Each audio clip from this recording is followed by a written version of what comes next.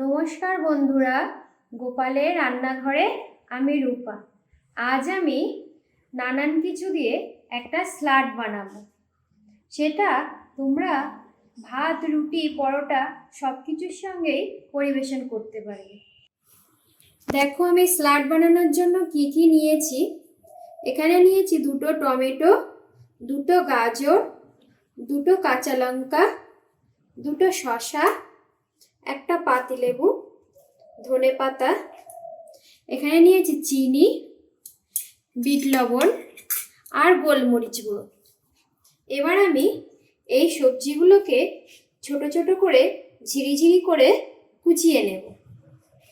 দেখো সব আনাজগুলো আমার বানানো হয়ে গেছে।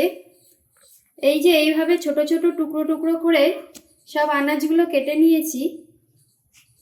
এবার আমি স্যালাডটা বানাবো। একটা বড় পাত্র নিয়ে নিলাম, এর মধ্যে সব আনাজগুলো দিয়ে দিচ্ছি গাজর, শসা,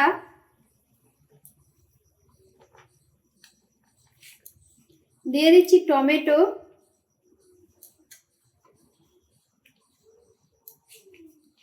দিয়ে দিচ্ছি লঙ্কা। আমি এখানে 2টো লঙ্কা কুচি নিয়েছি, তোমাদের যদি বেশি লঙ্কা লাগে তাহলে দিতে পারো, যে যেমন লঙ্কা খাবে সেই পরিমাণ লঙ্কা দিতে পারো। আর দিয়ে দিচ্ছি ধনেপাতা কুচি।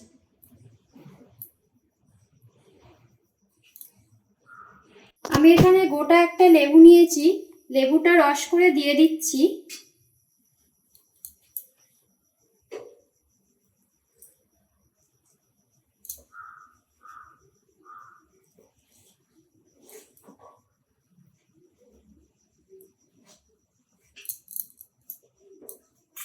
এবার দিয়ে দেবো বিট লবণ,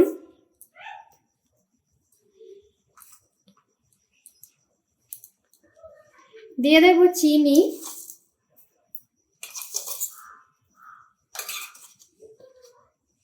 এবার দেব অল্প একটু গোলমরিচ গুঁড়ো।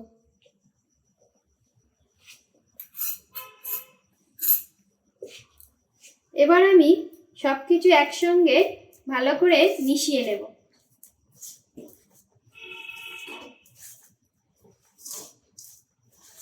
রেডি হয়ে গেল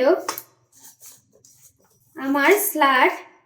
এটা তোমরা সব কিছুর সঙ্গেই পরিবেশন করতে পারবে, যেমন ভাত, রুটি, আলুর পরোটা, পাউরুটির স্যান্ডউইচ, সব কিছুর সঙ্গেই স্যালাড হিসাবে ব্যবহার করতে পারবে।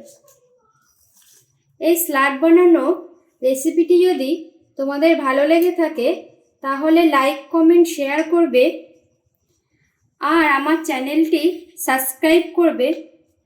হরে কৃষ্ণ।